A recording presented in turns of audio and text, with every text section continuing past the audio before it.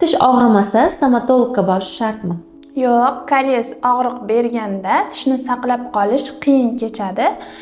Profilaktika bu eng yaxshi davo. Homiladorlikda tish davolatsa bo'ladimi?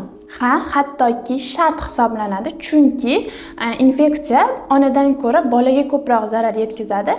Ikkinchi trimestr bu eng xavfsiz davr hisoblanadi. Tish ipi floss ishlatish majburiymi? Ha, majburiy, chunki 80% holatda karies bu tishlarning orasidan boshlanadi.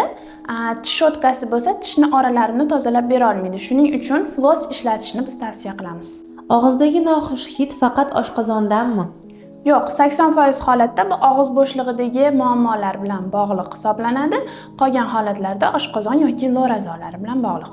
Stomatologga har 6 oyda borish shartmi?